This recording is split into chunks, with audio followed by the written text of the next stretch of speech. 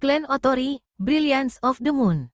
Karya Lian Han. Bagian 4. Mereka akan menyambut kalian di sana, ujarnya.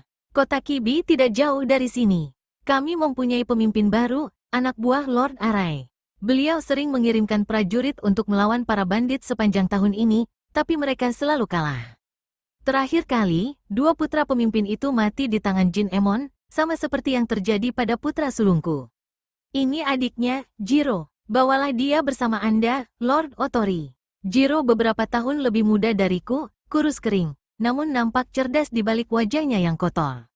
Kemari Jiro, ujarku, dan dia bangkit, lalu berdiri di sisi kepala kuda. Kudaku mengendusnya, seakan sedang memeriksanya. Kau suka kuda? Dia mengangguk, terlalu gembira karena aku bicara langsung padanya. Jika ayahmu mengizinkan, kau boleh ikut bersama kami. Kurasa dia bisa bergabung dengan Amano. Kita harus bergegas sekarang, kata Makoto sambil menyentuh sikutku.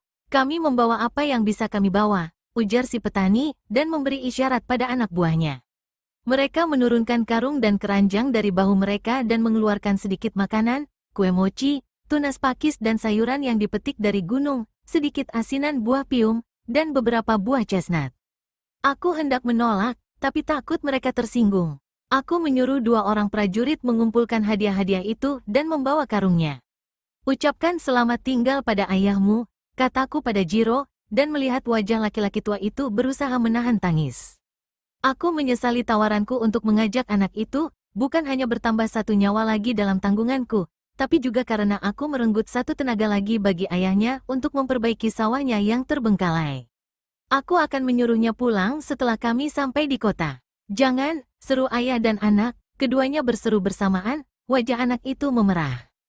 Biarkan dia ikut dengan Anda, ayahnya memohon. Keluarga kami dulunya adalah ksatria. Kakek nenekku lebih memilih untuk bertani karena takut kelaparan. Jika Jiro melayani Anda, mungkin dia bisa menjadi ksatria lagi dan mengangkat nama keluarga kami. Akan lebih baik bila dia tetap di sini untuk memperbaiki tanah ini, sahutku. Tapi jika kau benar-benar menginginkannya, dia boleh ikut bersama kami.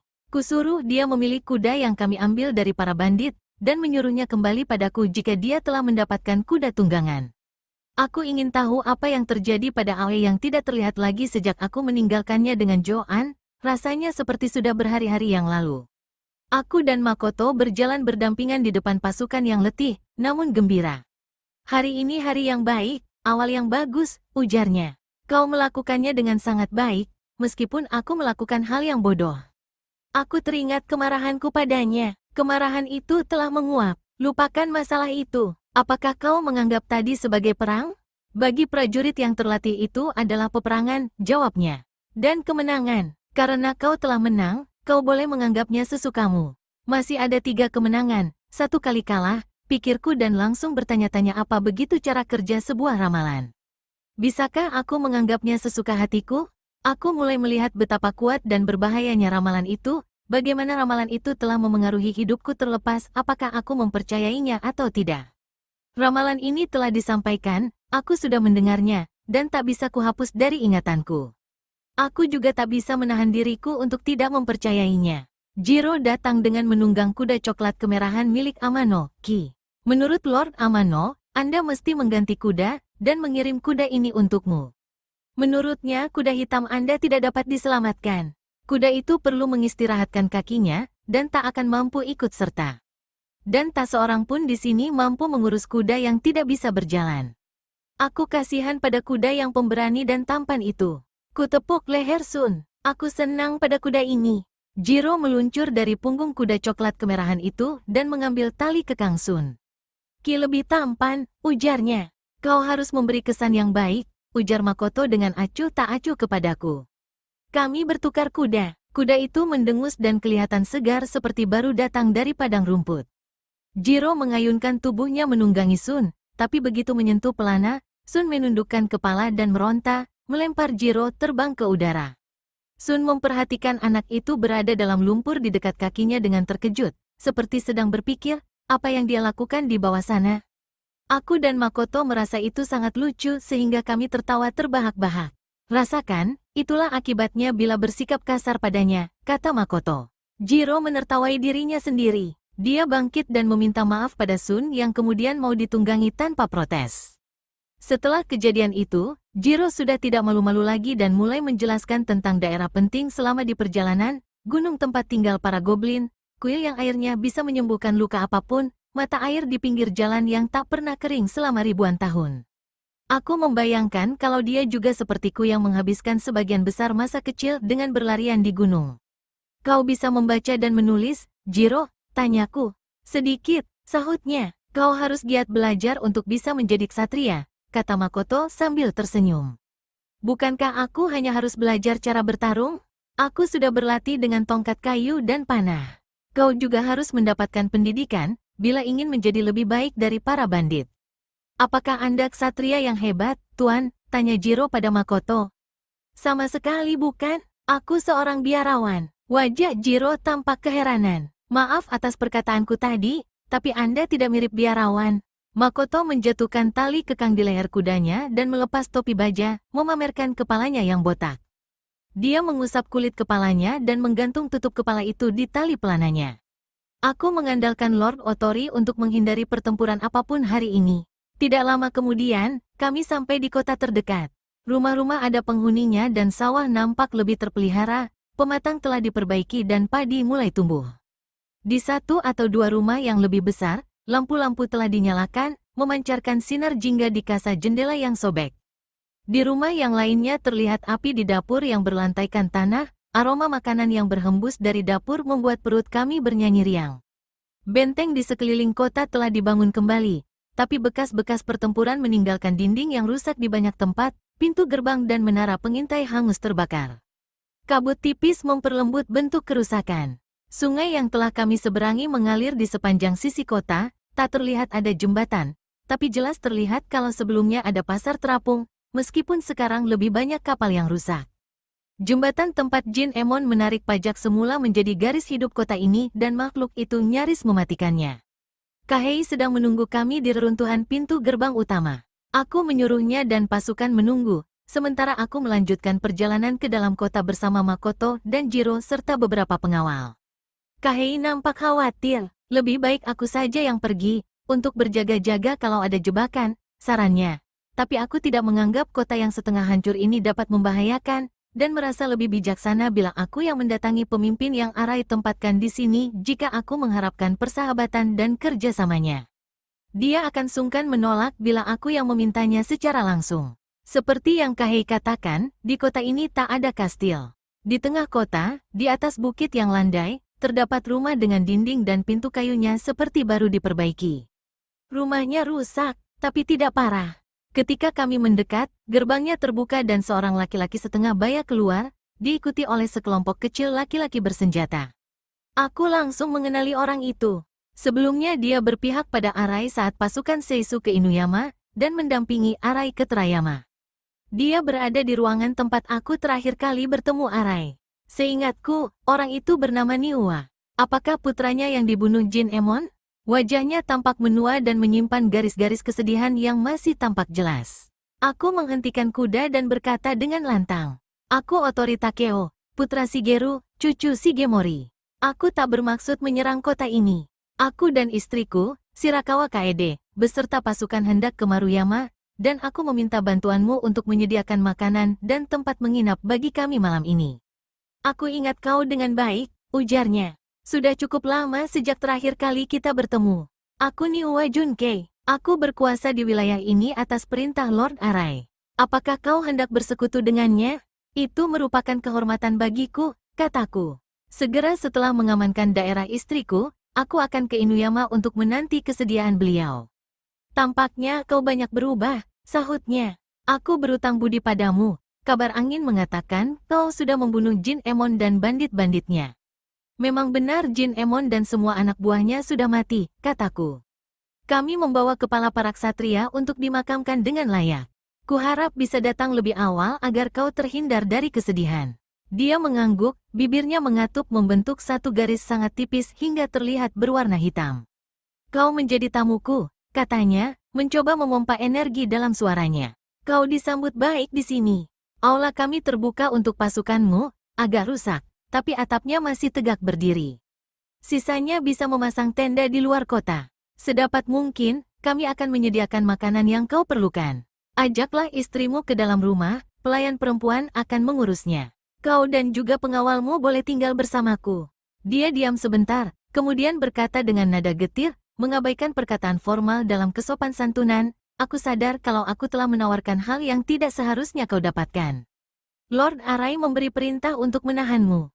Tapi karena aku tak mampu melindungi wilayahku ini melawan gerombolan bandit, harapan apa yang kumiliki melawan begitu banyak pasukanmu? Aku sangat berterima kasih padamu. Aku memutuskan untuk mengabaikan nada bicaranya, menganggap itu bagian dari kesedihannya. Tapi aku ingin tahu apakah kekurangan makanan sehingga membuat sebagian orang menjadi bandit. Arai nyaris tak mampu mempertahankan negara ini, tugas menaklukkan sisa-sisa klan Tohan pasti menguras habis semua sumber dayanya. Niuwa memberikan berkarung-karung gabuh dan beras, ikan kering serta kecap, ini semua dibagikan pada pasukan bersama makanan yang diberikan para petani sebelumnya. Sebagai ucapan terima kasih, penduduk kota menyambut pasukan kami semampu mereka, memberikan makanan dan tempat menginap. Tenda-tenda didirikan, api unggun dinyalakan, kuda diberi rumput dan minum.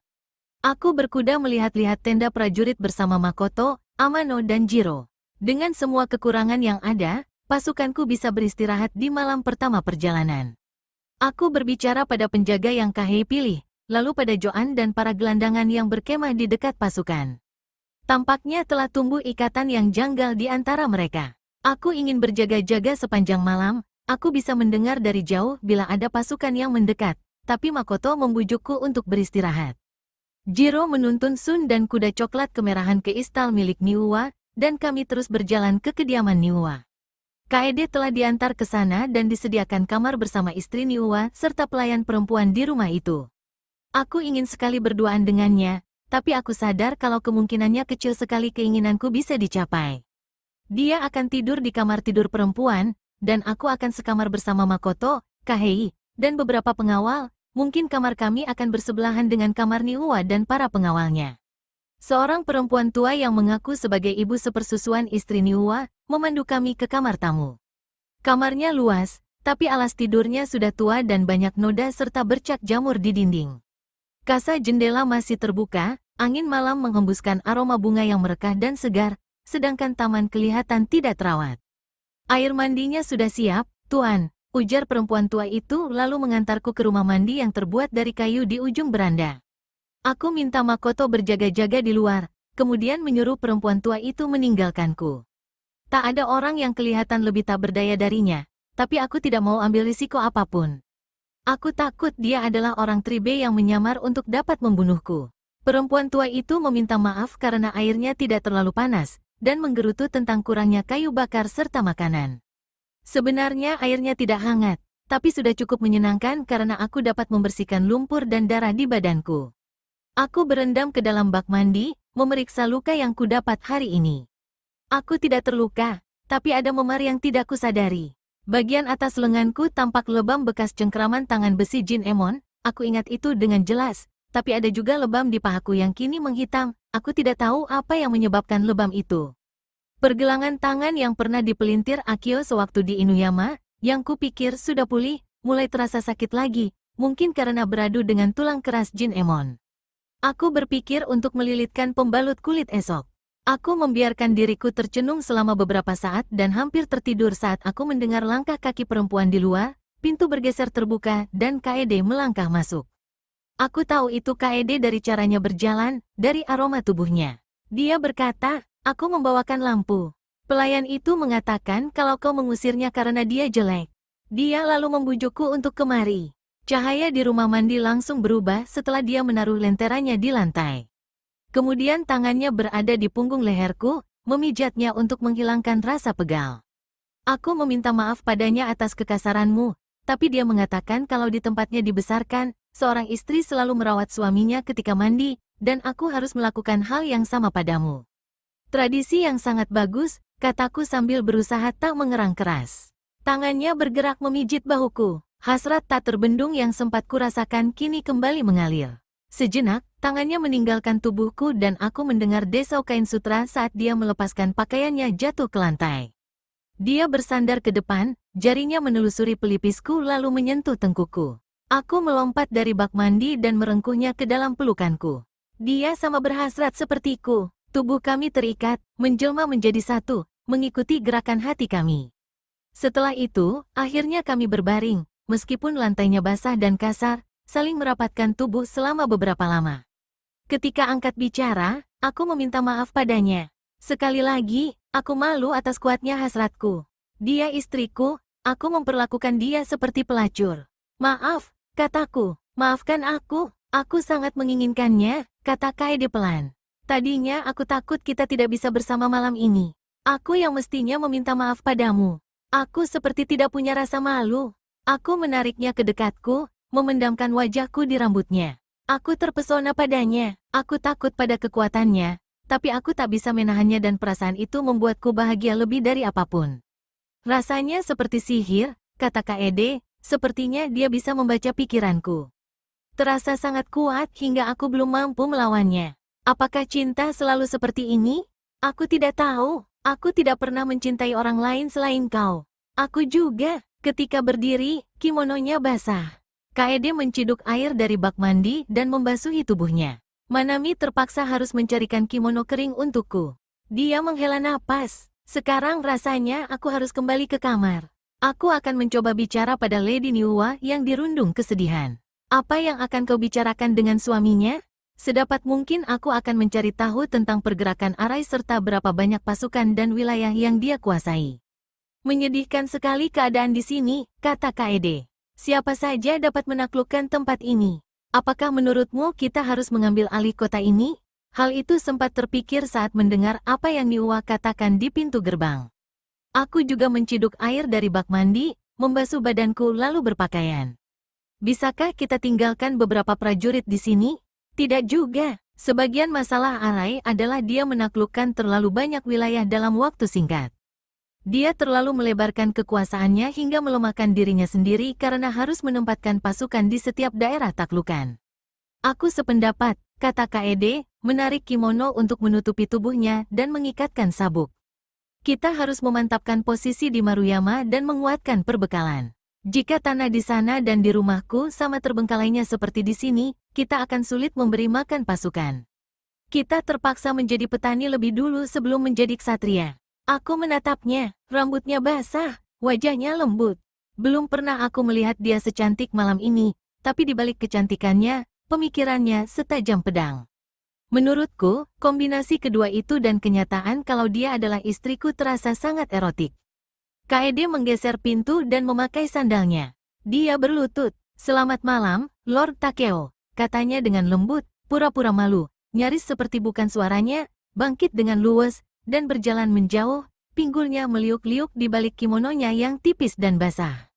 Makoto duduk di luar rumah sambil memperhatikan ketika Kaede lewat di depannya, wajahnya menyiratkan pandangan aneh, mungkin tak setuju, mungkin cemburu. Mandilah, kataku padanya, meskipun airnya tak lagi hangat.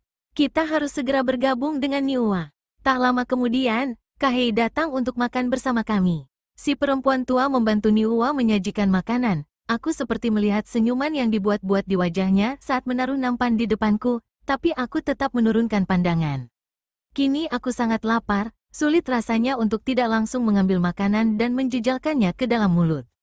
Makanannya cukup membuat aku kenyang. Setelah itu, pelayan perempuan kembali dengan membawa teh dan sake, kemudian meninggalkan kami. Aku iri pada perempuan-perempuan itu karena mereka akan tidur di dekat Kaede.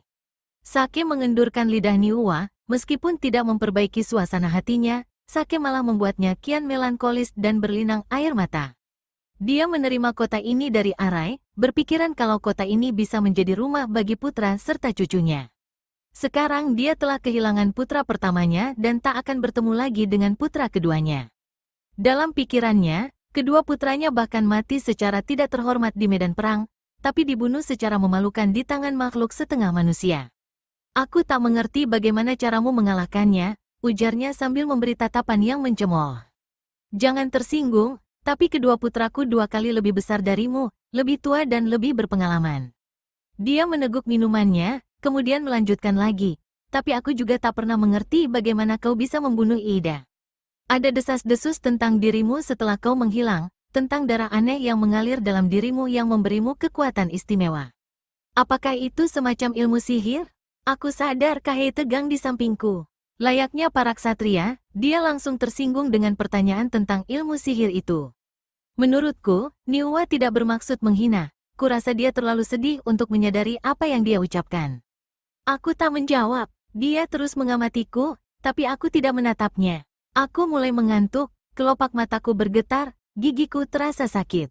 Banyak rumor yang tersiar, lanjut Niwa. Menghilangnya kau merupakan pukulan telak bagi Arai. Beliau sangat sakit hati. Menurutnya, ada semacam konspirasi untuk menentangnya. Beliau punya perempuan simpanan sejak lama, Muto Shizuka. Kau mengenalnya? Dulunya dia adalah pelayan istriku, jawabku tanpa menyebutkan kalau dia juga sepupuku. Lord Arai yang mengirimnya. Ternyata perempuan itu berasal dari Tribe. Selama ini Arai sudah tahu, tapi tidak menyadari apa artinya. Ketika kau pergi, yang akhirnya aku tahu kau bergabung dengan Tribe atau begitulah yang orang-orang katakan, mengakibatkan banyak peristiwa. Dia berhenti menatap curiga. Tapi agaknya kau sudah tahu semua ini. Aku mendengar Lord Arai bermaksud untuk melawan Tribe, kataku dengan hati-hati. Tapi aku belum mendengar hasilnya.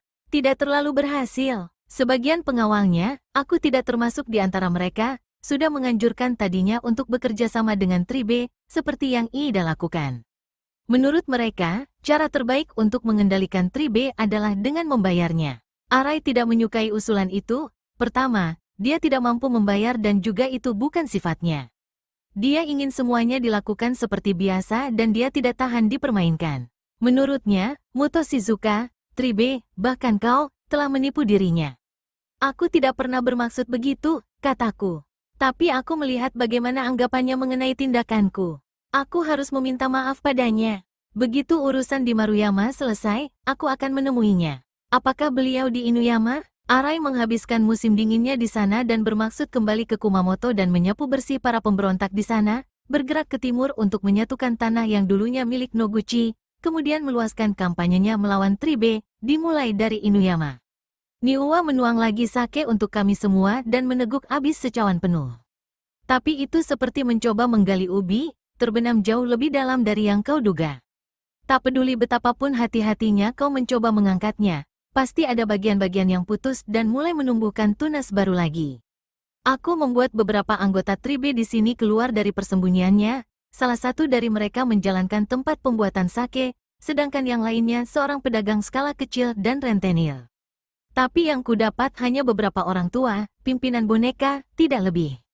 Mereka telah minum racun sebelum aku mengorek keterangan, sisanya menghilang. Dia mengangkat mangkuk berisi sake dan menatapnya dengan murung. Ini akan membelah kekuatan Arai menjadi dua. Akhirnya dia berkata, dia bisa mengalahkan Tohan, mereka musuh yang jelas terlihat, serta sebagian besar dari mereka merasa tak berdaya setelah kematian Ida. Tapi membasmi musuh terselubung di waktu yang bersamaan, Arai membebani dirinya dengan tugas yang tak mungkin dilakukan, dan mulai kehabisan dana dan sumber daya. Tampaknya dia mulai menyadari apa yang sedang dia katakan dan langsung melanjutkan, bukannya aku tidak setia kepadanya. Aku memberikan kesetiaanku padanya dan selalu berpegang teguh pada hal itu. Meskipun aku membayarnya dengan putraku. Kami semua menunduk dan menggumamkan rasa simpati. Kahei berkata, sudah larut. Kami harus tidur jika ingin berangkat saat fajar menyingsing. Tentu, Niwa bangkit dengan kikuk dan menepukkan tangan. Setelah beberapa saat, si perempuan tua dengan lentera di tangan datang untuk mengantar kami kembali ke kamar. Alas tidur sudah dibentangkan. Aku pergi ke kamar kecil, kemudian berjalan di taman untuk menghilangkan pengaruh sake. Kota itu sunyi senyap. Aku seperti bisa mendengar desah napas pasukanku yang sedang tidur.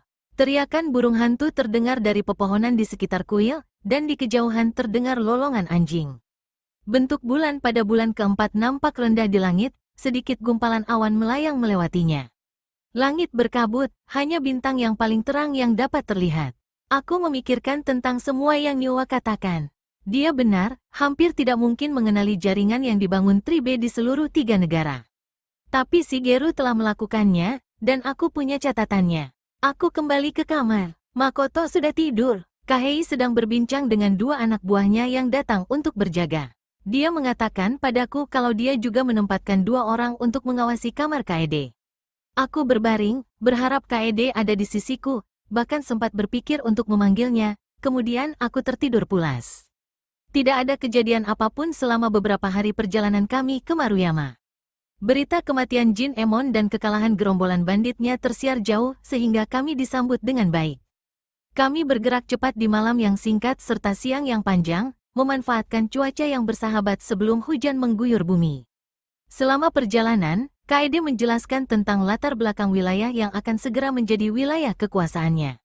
Shigeru pernah mengatakan padaku sedikit tentang sejarah Maruyama, tapi dia tidak mengatakan tentang hubungan yang kacau akibat pernikahan, adopsi, kematian karena pembunuhan, kecemburuan dan intrik. Aku mengagumi kekuatan Lady Maruyama Naomi, kekasih Shigeru, yang mampu bertahan dan berkuasa dengan kekuatannya sendiri. Ini juga yang membuatku menyesali kematiannya, dan juga kematian Shigeru, serta menguatkan ketetapan hatiku guna meneruskan upaya mereka untuk mewujudkan keadilan dan perdamaian. Aku dan Lady Maruyama pernah bicara sedikit dalam perjalanan seperti ini, ujar Kaede. Tapi kami menuju ke arah yang berlawanan, ke Suwano tempat kami berjumpa denganmu. Dia mengatakan kalau perempuan sebaiknya menyembunyikan kekuatannya dan harus menggunakan tandu bila tak ingin dihancurkan para bangsawan dan ksatria. Tapi sekarang, di sini, aku menunggang raku di sisimu dengan bebas. Aku tak mau naik tandu lagi. Hari cerah, matahari dan hujan muncul bersamaan, seperti perkawinan rubah dalam dongeng. Pelangi tiba-tiba muncul di awan yang kelabu, matahari bersinar terang selama beberapa saat, rintik hujan yang berwarna keperakan mulai turun. Awan menyelimuti langit, matahari, dan pelangi pun menyingkir. Dinginnya air hujan menusuk tajam hingga ke tulang. Pernikahan Lady Maruyama diharapkan dapat mempererat hubungan Seisu dengan Tohan. Suami sang lady berasal dari Tohan, masih kerabat Iida dan juga Noguchi. Dia seorang duda yang telah punya anak dewasa, dan dia jauh lebih tua dari Lady Maruyama. Persekutuan melalui pernikahan, pada saat itu, sudah mulai dipertanyakan, bukan hanya oleh Lady Maruyama yang masih berumur 16 tahun serta dibesarkan dengan cara berpikir ala Maruyama dan terbiasa mengutarakan pendapat. Tapi karena klannya menginginkan persekutuan, maka terjadilah pernikahan itu. Seumur hidupnya, anak tiri Lady Maruyama banyak membuat masalah. Setelah kematian suaminya, mereka memperebutkan wilayah Maruyama namun gagal. Putri tunggal dari suami Lady Maruyama adalah istri dari sepupu Iida Sadamu, Iida Nariaki, yang lolos dari pembantaian di Inuyama dan lari ke barat. Dia nampaknya berniat menuntut kembali wilayah Maruyama. Para pemimpin klan Seisu terbagi keberpihakannya. Maruyama selalu diwarisi melalui garis keturunan perempuan, tapi wilayah ini adalah satu-satunya wilayah dengan tradisi yang menghina kelas ksatria. Nariaki diadopsi ayah mertuanya sebelum menikah dengan Lady Maruyama, dan oleh banyak kalangan dianggap sebagai pewaris yang sah dari tanah milik istrinya. Lady Maruyama sangat menyayangi suaminya dan masih berduka setelah 4 tahun kematiannya. Suaminya meninggalkan seorang putri kecil serta seorang bayi laki-laki. Lady Maruyama menetapkan putrinya sebagai pewaris tanah miliknya. Putranya mati secara misterius, ada yang mengatakan anak itu diracun. Beberapa tahun setelah Perang Yaegahara, Lady Maruyama yang telah menjanda menarik perhatian Iida Sadamu. Tapi sebelumnya dia telah bertemu Shigeru, ujarku, seraya berharap bisa tahu di mana dan bagaimana mereka bertemu. Dan kini kaulah pewarisnya. Ibu Kaede adalah sepupu Lady Maruyama dan Kaede adalah satu-satunya kerabat terdekat yang masih hidup, karena putri Lady Maruyama, Mariko, mati tenggelam bersama ibunya di Inuyama. Jika aku diperbolehkan untuk mewarisinya, sahut Kaede. Ketika pengawal senior Lady Maruyama, Sugita Haruki, mendatangiku tahun lalu, dia bersumpah bahwa klan Maruyama akan mendukungku, tapi mungkin Nariaki sudah memasuki wilayah Maruyama. Maka kita akan keluarkan dia dari sana. Pada pagi hari ke-6 kami sampai di perbatasan. Kahei menghentikan anak buahnya beberapa ratus langkah di depan pos perbatasan, dan aku berjalan ke depan untuk bergabung dengannya. Seharusnya kakakku menemui kita di sini, ujarnya pelan. Aku mengharapkan hal yang sama. Miyoshi Gemba telah diutus ke Maruyama untuk menyampaikan kabar kedatangan kami sebelum acara pernikahanku dengan Kaede. Tapi sejak saat itu kami belum mendengar kabar beritanya. Selain cemas atas keselamatannya, aku ingin mendapatkan informasi tentang situasi di wilayah ini, tentang keberadaan Iida Nariaki, juga bagaimana tanggapan penduduk kota terhadap kami. Palang melintang di persimpangan jalan. Pos penjagaan nampak sepi, tidak terlihat orang di kedua sisi jalan. Amano mengajak Jiro berkuda ke arah selatan. Saat mereka kembali, Amano berteriak-teriak. Clan Otori, Brilliance of the Moon. Karya Lian Han. Bagian 5. Sepasukan besar melewati jalan ini, ada banyak jejak kaki dan kotoran kuda. Menuju ke Maruyama, seruku. Ya, Kahei mendekati pos jaga dan berteriak, apakah ada orang di sini? Lord Otori Takeo datang bersama istrinya, Lady Shirakawa Kaede, pewaris Lady Maruyama Naomi. Tak ada jawaban dari dalam bangunan kayu itu. Gumpalan asap membumbung dari perapian yang tak terlihat. Aku tidak mendengar suara apapun selain deru napas ribuan pasukanku. Kulitku terasa gatal. Aku menunggu desis anak panah. Aku menunggang Sun ke depan untuk bergabung dengan Kahei. Ayo kita lihat. Dia menatapku sekilas, tapi menyerah untuk membujukku agar tetap di belakang. Kami turun dari kuda, memanggil Jiro untuk memegangi tali kekang kuda. Aku mencabut pedang. Palangnya tampak tergeletak dan hancur terinjak-injak oleh gerombolan orang dan kuda. Kesunyian yang aneh menggelayuti tempat itu. Kicau burung terdengar dari hutan, kicauannya lantang mengejutkan. Sebagian langit tertutup awan gelap, namun hujan telah reda dan angin berhembus lembut dari arah selatan. Aku mencium bau darah dan asap dari hembusan angin. Saat mendekati pos jaga yang pertama, kami melihat mayat-mayat di pintu gerbang. Satu orang terjatuh di perapian dan pakaiannya berasap. Pakaiannya dapat membakar tubuhnya andai tidak ada darah yang keluar dari perutnya yang menganga lebar. Tangannya masih menggenggam pedang yang tidak bernoda darah. Di belakangnya tergeletak dua mayat lain dalam posisi terlentang, tanpa ada luka. Mereka dicekik, kataku pada Kahei. Itu membuatku tenang karena hanya Tribe yang menggunakan teknik mencekik. Dia mengangguk setuju, membalik salah satu mayat untuk melihat lambang yang ada di punggungnya. Maruyama, sudah berapa lama mereka mati? Tanyaku seraya melihat-lihat ruangan. Kedua orang yang dicekik itu pasti diserang dengan tiba-tiba, sedangkan yang ketiga ditikam tanpa sempat menggunakan pedang. Kemarahanku memuncak, kemarahan yang sama seperti yang kurasakan pada penjaga di Hagi ketika mereka membiarkan Kenji masuk ke taman. Ketika aku melewati mayat-mayat itu, aku marah pada kebodohan mereka yang dengan mudah dikelabui oleh Tribe. Mereka kaget karena saat itu mereka sedang makan, dibunuh tanpa sempat memperingatkan Ida pasukan yang datang menyerang. Kahei mengangkat ketel teh yang terlempar dari tempatnya. Masih hangat, kita harus kejar sebelum mereka memasuki kota. Ayo berangkat, ujar Kahei, matanya berkilau tidak sabaran. Namun di saat kami berbalik, aku mendengar suara yang berasal dari gudang kecil di belakang pos penjagaan utama. Aku memberi isyarat pada Kahei untuk tetap diam, lalu aku berjalan ke pintu. Ada orang di balik pintu yang sedang berusaha menahan napas, tapi aku mendengar hembusan napasnya dengan jelas, gemetar. Hembusan napasnya kedengaran lebih mirip isak tangis. Aku menggeser pintu dan masuk dengan satu gerakan. Ruangan itu berantakan dengan karung beras, papan kayu, senjata serta alat-alat pertanian. Siapa di situ? Keluar. Terdengar langkah kaki orang yang berlari dan sesosok tubuh kecil tiba-tiba keluar dari balik tumpukan karung dan mencoba kabur melewati kedua kakiku. Aku mencengkramnya, dan ternyata itu seorang bocah berusia 10 atau 11 tahun. Ketika melihat dia memegang belati, aku memelintir tangannya sampai dia berteriak dan menjatuhkan belatinya. Bocah itu menggeliat dalam cengkramanku, berusaha menahan tangis. Diam, aku tak akan menyakitimu, ayah, ayah, panggilnya. Aku menyorongkan tubuhnya ke depan, ke arah pos jaga. Apakah ayahmu salah seorang dari mereka? Wajahnya berubah pucat, napasnya tidak beraturan, dan air mata mengambang di matanya, tapi dia berusaha keras mengendalikan diri. Tidak diragukan lagi kalau dia anak seorang ksatria.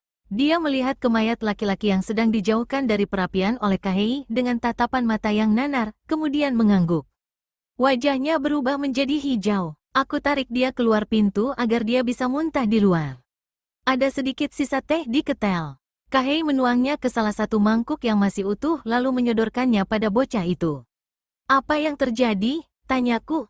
Giginya bergemeletuk, tapi dia mencoba untuk bicara seperti biasa, suaranya yang keluar terdengar lebih keras dari yang dia harapkan. Dua laki-laki masuk lewat atap. Mereka mencekik Kitano dan Suruta. Satu orang lagi memotong tali tambatan sehingga membuat kuda-kuda panik. Ayahku mengejar mereka, dan ketika dia kembali ke dalam rumah, mereka menikamnya dengan belati. Dia berusaha menahan tangis. Kupikir mereka sudah pergi, ujarnya. Aku tidak melihat mereka. Mereka datang diam-diam dari atas dan menikamnya. Saat itu kau di mana? Aku sedang di gudang. Aku bersembunyi. Aku malu. Mestinya aku bunuh mereka. Kahei menyeringai ke wajah kecil yang terlihat galak itu. Kau melakukan hal yang benar. Tunggu sampai kau dewasa, baru kau bisa bunuh mereka. Bagaimana rupa mereka? Tanyaku. Mereka memakai pakaian hitam. Mereka sama sekali tidak bersuara. Dan mereka melakukan semacam tipuan yang membuat kami tak bisa melihat mereka. Dia meludah serta menambahkan, ilmu sihir. Dan pasukan yang barusan lewat. Ida Nariaki dari Tohan bersama orang-orang Seisu. Aku mengenali lencananya. Berapa banyak? Ribuan, jawabnya. Mereka perlu waktu lama untuk lewat. Tapi belum terlalu lama sejak barisan yang terakhir lewat. Aku sedang menunggu hingga mereka semua pergi. Aku hendak keluar ketika aku mendengar kalian masuk, jadi aku tetap bersembunyi. Siapa namamu? Sugita Hiroshi, putra Hikaru. Kau tinggal di Maruyama? Ya, pamanku, Sugita Haruki adalah kepala pengawal Maruyama. Sebaiknya kau ikut bersama kami, kataku. Kau tahu siapa kami? Kalian dari Otori, ujarnya, sambil tersenyum untuk pertama kalinya, senyum yang lemah. Aku mengenalinya dari panji-panjinya. Kurasa kalianlah yang sudah lama kami tunggu-tunggu. Aku Otori Takeo dan ini Miyoshi Kahei. Istriku adalah Shirakawa Kaede, pewaris wilayah ini. Dia berlutut menjatuhkan diri. Lord Otori, kakak Lord Miyoshi menemui pamanku. Mereka sedang menyiapkan pasukan karena pamanku yakin Ida Nariaki tak akan membiarkan Lady Shirakawa mewarisi tanah ini tanpa melawan. Beliau benar, kan? Kahei menepuk bahunya. Pergi dan ucapkan selamat tinggal pada ayahmu. Dan bawa pedangnya. Pedang itu menjadi milikmu sekarang. Nanti setelah memenangkan pertempuran, kita akan membawa ayahmu ke Maruyama untuk dimakamkan secara terhormat. Seharusnya aku dibesarkan dengan cara seperti ini, pikirku, memperhatikan Hiroshi datang dengan membawa pedang yang panjangnya hampir setinggi badannya. Ibu melarangku mematahkan capit kepiting, menyakiti makhluk hidup. Tapi anak ini sejak lahir telah diajarkan untuk tidak takut pada kematian atau kekerasan. Aku tahu Kahei setuju dengan sikap pemberani anak itu, dia juga dibesarkan dengan cara yang sama. Andai aku tidak memiliki kekejaman dari hasil pelatihanku di Tribe, aku tak akan mendapatkannya. Aku hanya akan berpura-pura kejam. Mereka melepas semua kuda kami, seru Hiroshi waktu kami melewati istal kuda yang kosong. Dia gemetar lagi, tapi kurasa itu karena dia marah. Bukan karena takut. Kita akan dapatkan kembali kuda-kuda itu dan kita akan dapatkan lebih banyak lagi kuda lainnya. Kahei berjanji padanya, kau ikut dengan Jiro, dan jangan buat masalah. Antarkan dia ke para pelayan perempuan dan minta Manami mengurusnya, kataku pada Jiro sewaktu aku mengambil tali kekangsun darinya. Aku tidak mau diurus, seru anak itu ketika Kahei mengangkatnya ke punggung kuda Jiro. Aku ingin ikut berperang bersama kalian. Jangan sembarangan membunuh dengan pedangmu itu, ujar Kahei sambil tertawa. Ingat, kami bukanlah musuhmu. Pasti mereka diserang secara mendadak, kataku pada Makoto, setelah mengatakan padanya apa yang kami tahu. Yang ada di pos jaga hanyalah mayat. Mungkin pasukan di Maruyama sudah menduganya sehingga menarik semua pasukan mereka untuk menyerang di daerah yang lebih menguntungkan, jawabnya. Kau mengenal daerah antara tempat ini ke kota? Aku belum pernah kemari. Istrimu pernah kemari? Aku mengangguk. Kalau begitu lebih baik kita suruh anak itu kemari. Mungkin dia bisa menjadi penunjuk jalan. Kahei berteriak pada Jiro yang belum jauh. Hiroshi senang sekali diminta kembali. Pengetahuannya tentang daerah ini dan benteng di sekeliling kota sangat mengejutkan. Kastil Maruyama berada di pebukitan, sebuah kota yang cukup besar berada di lereng dan kaki bukit bundar di mana kastilnya dibangun. Sebuah sungai kecil yang penuh dengan ikan dan arus yang deras menyediakan air bagi kota itu dan mengairi jaringan kanal, kastilnya memiliki mata air sendiri. Dinding sebelah luar kota biasanya terawat dengan baik, tapi sejak kematian Lady Maruyama dan kekacauan yang terjadi setelah kejatuhan Ida, tidak ada lagi yang merawat dan hanya ada sedikit penjaga. Akibatnya, kota terbagi menjadi dua bagian. Pendukung Sugita yang membela Kaede dengan orang yang berpikir lebih praktis untuk mengikuti suratan takdir dan menerima kekuasaan Ida Nariaki beserta istrinya, yang menurut mereka juga punya hak untuk berkuasa. Di mana pamanmu sekarang? Tanyaku pada Hiroshi. Beliau menunggu agak jauh di luar kota bersama pasukannya karena tak ingin pergi terlalu jauh dari kota, untuk berjaga-jaga kalau kota diambil alih secara diam-diam. Itulah yang aku dengar dari pembicaraan ayahku. Apakah dia akan mundur kembali ke kota? Anak itu memicingkan mata seperti orang dewasa. Bila benar-benar terpaksa, beliau harus kembali ke kastil bila kota sudah tidak mungkin dipertahankan lagi. Kami sangat kekurangan bahan pangan, badai tahun lalu telah menghancurkan sebagian besar panen kami, dan tidak seperti biasanya, musim dingin yang lalu sangat menyulitkan. Kami tidak akan mampu bertahan jika dikepung terlalu lama. Di mana kira-kira pamanmu akan bertempur jika dia bisa memilih medan perang? Tak jauh dari gerbang kota, jalan ini melintasi sungai, di Asagawa. Ada tempat untuk menyeberang, di tempat itu airnya sangat dangkal, tapi kadang tertutup jika ada banjir. Untuk mencapai tempat menyeberang itu harus melalui jalan ini sampai ngarai yang curam dan kemudian mendaki lagi. Nah, di sana ada dataran sempit dengan kelandaian yang mendukung. Ayah mengatakan kalau kita bisa menahan sepasukan penyerang di sana. Dan dengan jumlah pasukan yang cukup, kita bisa mengepung dan mengurung mereka di dalam ngarai. Siap laksanakan, Kapten, seru Kahei.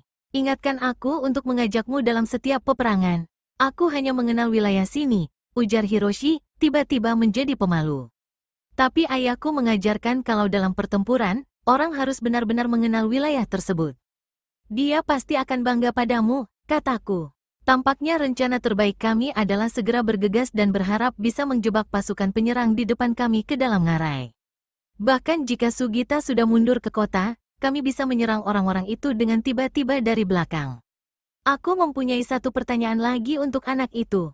Tadi kau mengatakan mungkin bisa mengepung sepasukan musuh di ngarai. Jadi ada rute yang lain lagi antara tempat ini dan dataran sempit itu? Dia mengangguk. Beberapa mil ke utara ada satu perbatasan lagi. Kami berjalan dari arah sana beberapa hari lalu untuk datang ke sini. Setelah seharian hujan lebat, terjadi banjir di bagian sungai yang dangkal itu. Butuh waktu agak lama, tapi bisa lebih cepat jika kau menunggang kuda. Bisakah kau tunjukkan jalannya pada Lord Miyoshi? Tentu, jawabnya, mendongak ke arah Kahei dengan mata berbinar. Kahei, bawa pasukan berkudamu dan majulah dengan cepat ke sana. Hiroshi akan menunjukkan tempat kau bisa bertemu Sugita. Katakan padanya kalau kita segera datang dan minta untuk tetap menahan musuh di ngarai. Prajurit pejalan kaki dan petani akan menyusul bersamaku. Itu bagus, ujar Hiroshi dengan nada setuju. Tempat menyeberang penuh dengan bongkahan batu, pijakannya tidak terlalu baik untuk kuda. Dan Tohan akan mengira Anda menjadi lebih lemah dan meremehkan Anda. Mereka tidak akan menyangka petani bisa bertempur. Kupikir, aku mesti belajar strategi darinya. Jiro berkata, aku harus pergi bersama Lord Miyoshi? Ya, ajak Hiroshi naik ke kudamu, dan tetap awasi dia. Prajurit berkuda pergi menjauh, derap langkah kuda bergema di lembah nan luas. Waktu apa sekarang? Tanyaku pada Makoto. Kira-kira paruh kedua waktu ular, sahutnya. Pasukan sudah makan? Aku perintahkan mereka makan saat berhenti tadi.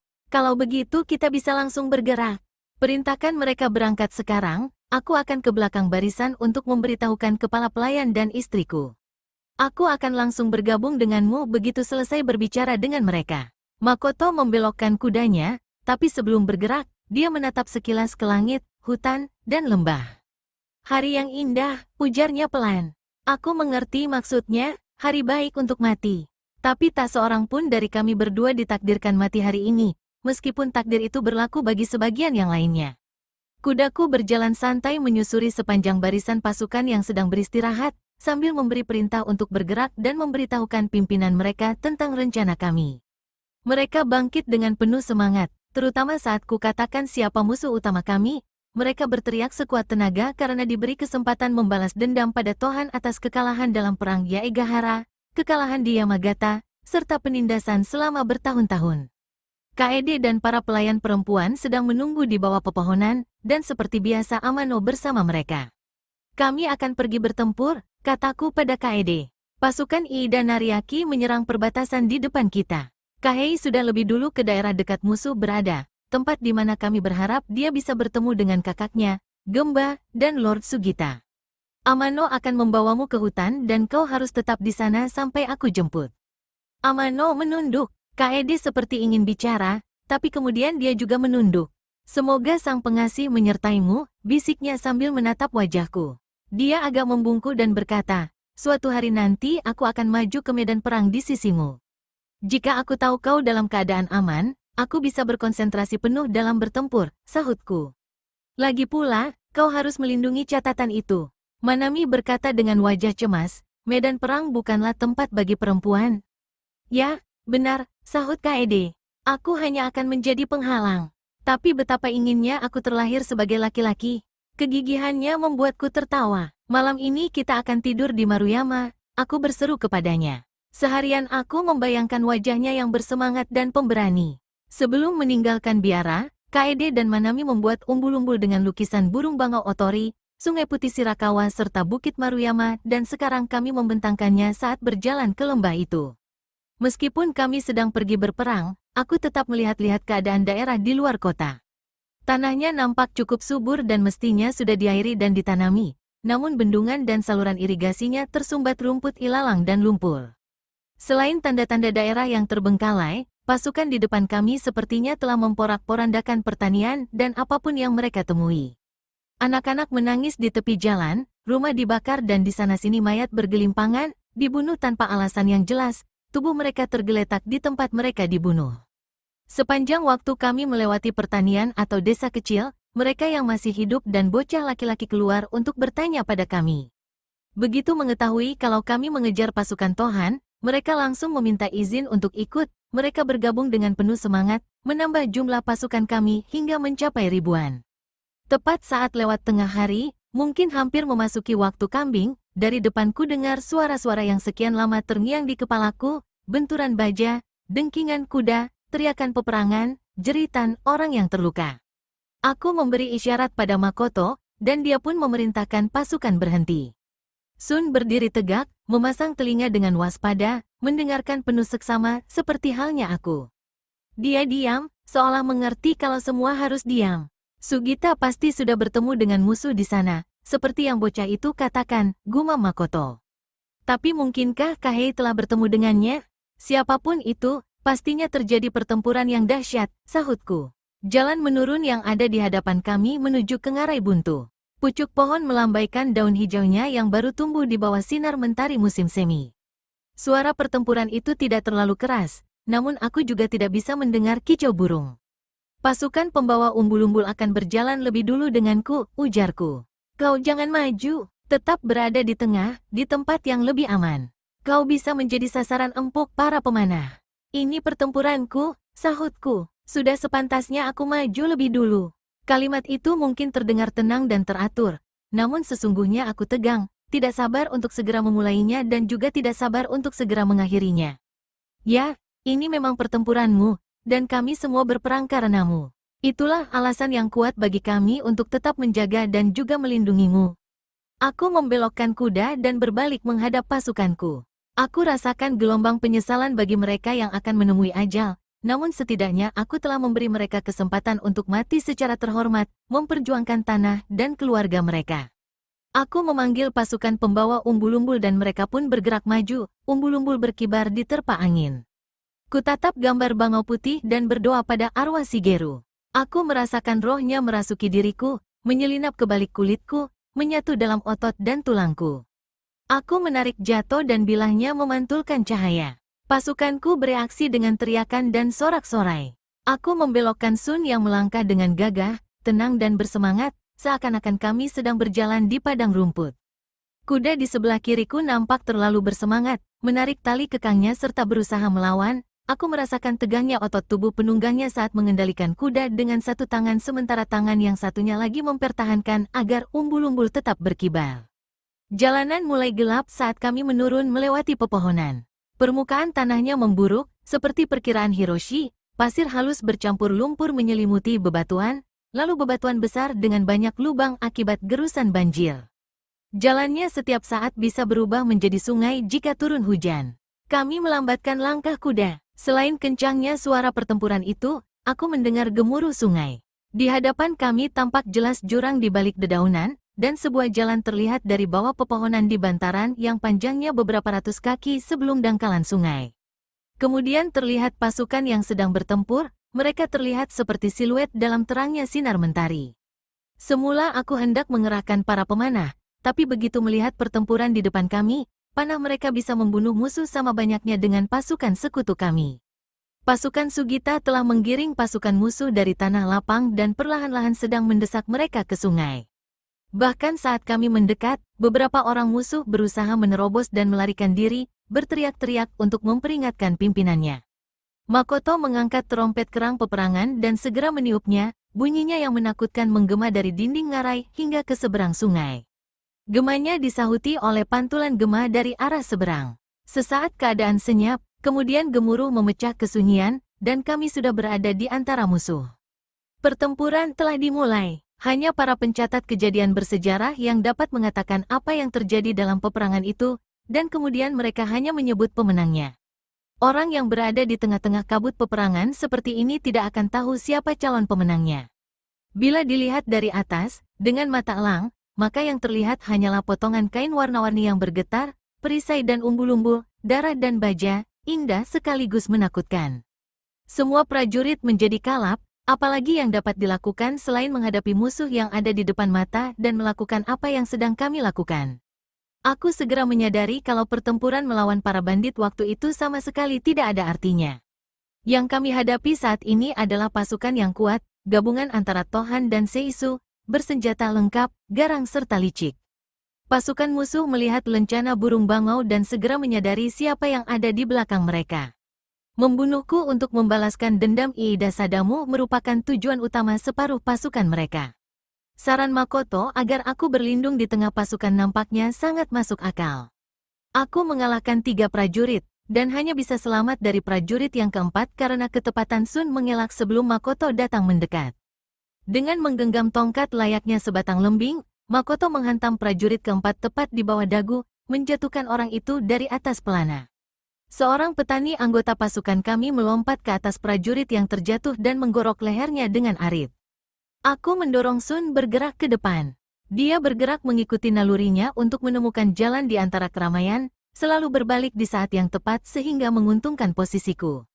Jatuh melompat ke tanganku, seperti yang pernah Shigeru katakan, hingga darah memenuhi ujung pedang sampai ke gagang. Aku dan Makoto dikepung saat kami berdampingan melawan mereka, dan aku segera menyadari ada kerumunan yang sama di depan kami. Aku melihat umbul-umbul Tohan berkibar di atas kerumunan itu. 2 gelombang pasukan berputar-putar bersamaan dengan prajurit yang bangkit dan berjatuhan di sekitar mereka, sampai akhirnya aku melihat lawan yang seimbang denganku di tengah-tengah pertempuran. Aku seperti mengenali orang itu. Laki-laki itu memakai perisai dada hitam dengan topi baja kerucut yang sama seperti Iida Sadamu pakai ketika aku melihatnya di Mino. Di dadanya terjuntai seutas tasbih emas yang berkilau. Tatapan kami beradu di atas lautan manusia yang sedang bertempur, dan Nariaki berteriak penuh kemarahan. Dia mendesak kudanya maju, dia menerobos para pengawal yang melindunginya. Dia mendatangiku, Otori Takeo milikku, teriaknya. Jangan ada yang berani menyentuhnya. Ketika dia berulang-ulang meneriakkan kata-kata itu, prajurit yang sedang menyerangku mundur dan akhirnya kami pun berhadapan dengan jarak hanya beberapa langkah. Aku menceritakan ini seakan-akan ada waktu untuk memikirkan semua peristiwa ini, tapi kenyataannya aku tidak sempat berpikir.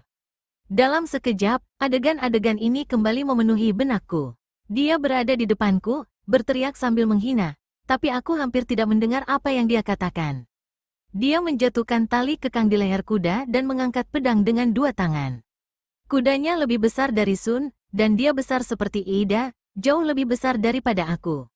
Sejenak aku memperhatikan saat pedangnya mulai bergerak, Sun juga memperhatikan. Bila pedangnya memantulkan cahaya, Sun melompat ke samping dan pedang itu hanya menyapu udara. Hentakan dari tebasan pedangnya yang meleset membuat dia hampir terhempas dari kudanya. Saat tergelincir, dia mencoba bertahan pada leher kudanya, hewan itu meronta, cukup kuat untuk membuat Nariaki jatuh. Jika tidak ingin terjatuh, dia harus melepas pedangnya. Seraya melepaskan kakinya dari tempat pijakan kaki, salah satu tangannya berpegangan pada surai kuda dan dengan ketangkasan yang tak terduga dia mendarat di tanah dengan bertumpu pada lututnya namun masih memegang pedang. Dia kemudian melompat bangkit dan langsung menyerangku dengan satu tebasan pedang yang dapat memutuskan kakiku andai saja Sun diam lebih lama untuk bisa menyadari apa yang sedang dilakukan musuhku itu. Pasukanku merangsek maju dan dapat saja dengan mudah mengalahkan orang ini. Mundur, aku berseru. Aku memutuskan untuk membunuhnya dengan tanganku sendiri. Amarah yang belum pernah kualami merasuki sukmaku. Kubiarkan tali kekang terjatuh, lalu aku melompat turun dari punggung Sun. Aku mendengarnya mendengus di belakangku dan sadar kalau dia akan tetap tegap menunggu sekokoh batu sampai aku membutuhkannya lagi. Aku berdiri menatap sepupu Ida seolah sedang berhadapan dengan Ida. Aku tahu Nariaki memandang rendah diriku, aku tidak pernah dilatih seperti cara dia dilatih. Dia merangsek maju, pedangnya berputar-putar, bermaksud menebasku dengan jangkauannya yang lebih panjang. Tiba-tiba aku merasa seperti sedang di aula di biara Trayama, sedang berlatih melawan Matsuda. Kulihat sosok Kaede seperti yang baru saja kulihat, dia adalah hidup dan kekuatanku. Malam ini kita akan tidur di Maruyama, aku ucapkan lagi janji yang sama padanya. Darah biru, pikirku, bahkan mungkin aku meneriakkan kata-kata itu dengan lantang pada Nariaki. Kau memilikinya, begitu juga aku. Kita berada di kelas yang sama. Aku merasakan tangan Shigeru dalam gerakan tanganku. Dan kemudian jatuh menemukan sasarannya dan percikan darah merah Ida Nariaki mengenai wajahku. Saat dia terjatuh dengan lutut, jatuh menghantam lagi dan kepalanya menggelinding di kakiku, matanya masih memancarkan kemarahan, bibirnya terkatup geram. Adegan itu tetap melekat di benakku, tapi tidak dalam waktu lama. Tidak ada waktu untuk merasa takut, bahkan tidak ada waktu untuk berpikir. Jurus-jurus yang Shigeru dan Matsuda ajarkan bergerak melalui pedang hingga ke lenganku, seakan semua gerakan itu kulakukan tanpa sadar. Setelah Nariaki tewas, aku berbalik ke arah Sun. Saat mengerjapkan mata untuk menyingkirkan peluh yang menetes, aku melihat Joan berada di dekat kepala Sun, gelandangan itu juga memegang kepala kuda dan Nariaki. Singkirkan mereka, aku memerintahkan. Benar apa yang Hiroshi katakan tentang daerah ini. Saat pasukan Tohan dan Seisu terdesak mundur dan kami terus maju, situasi semakin kacau. Kuda-kuda yang ketakutan karena kakinya terperosok hingga kakinya patah, atau terjebak di bebatuan dengan panik, tidak bisa maju maupun mundur. Joan melompat naik ke punggung Sun seperti seekor monyet dan menerobos mencari jalan di antara kerumunan pasukan. Sesekali aku mengawasinya yang bergerak menerobos dalam keramaian, menarik kuda-kuda tanpa penunggang yang panik ke dalam hutan. Seperti yang dikatakannya, ada banyak yang dapat dilakukan dalam suatu pertempuran selain membunuh. Tak lama kemudian aku melihat umbul-umbul Otori dan Maruyama, dan aku juga melihat Miyoshi. Pasukan yang ada di tengah-tengah kami terjebak. Mereka terus melawan dengan garang tanpa bisa mundur dan juga tanpa harapan hidup. Kurasa tidak seorang pun dari mereka berhasil lolos. Air sungai berbuih merah oleh darah. Setelah semuanya berakhir dan keadaan mulai tenang, para gelandangan mengurus mayat-mayat dan menggeletakkannya sehingga membentuk barisan. Sewaktu berjumpa Sugita, kami berjalan menyusuri barisan mayat, dan dia bisa mengenali banyak anak buahnya. Joan beserta anak buahnya telah mengambil alih lusinan kuda. Kini mereka melucuti senjata serta tameng dari korban yang tewas dan mengatur mayat-mayat itu untuk dibakar.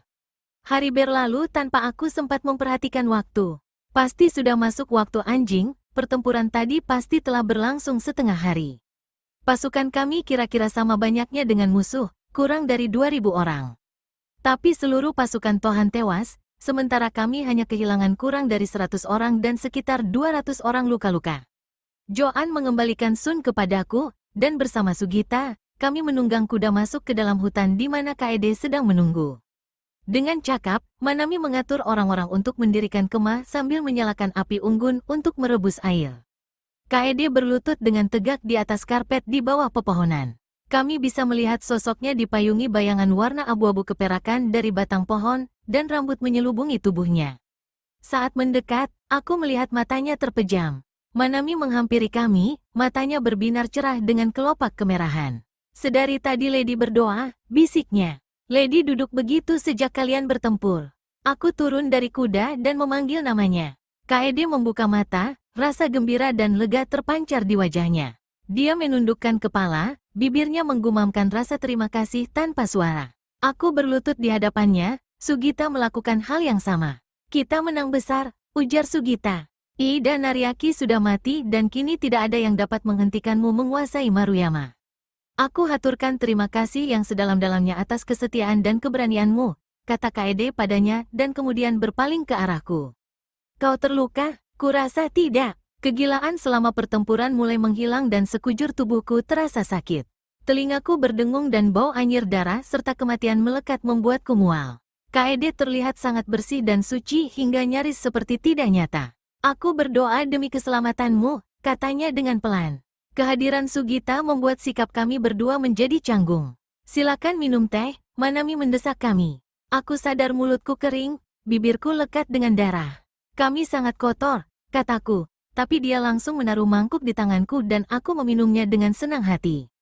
Matahari telah terbenam dan cahaya senja tampak jernih dan agak kebiru-biruan. Angin berhenti berhembus dan burung-burung menyanyikan lagu terakhir mereka di hari ini. Kudengar gemerisik rerumputan dan melihat seekor kelinci berlari di kejauhan. Aku minum teh sambil memperhatikan kelinci itu. Hewan itu balas menatauku dengan matanya yang besar dan liar selama beberapa saat sebelum melompat menjauh. Tehnya terasa pahit. 2 pertempuran telah kami menangkan, masih ada 3 pertempuran lagi. Jika ramalan itu bisa dipercaya, masih ada 2 kemenangan, serta 1 kekalahan yang harus kujalani. Clan Otori, Brilliance of the Moon. Karya Lian Han. Bagian 6. 1 bulan sebelumnya, setelah Shirakawa Kaede dan Miyoshi bersaudara berangkat ke biara Terayama, Muto Shizuka berangkat ke desa keluarga Tribe yang tersembunyi di balik pegunungan Yamagata. Kaede menangis sedih saat mereka berpisah. Kaede memberikan sejumlah uang dan memaksa Shizuka untuk membawa salah satu kuda beban, namun Shizuka tahu ia akan secepatnya dilupakan begitu Kaede sudah bersama Takeo.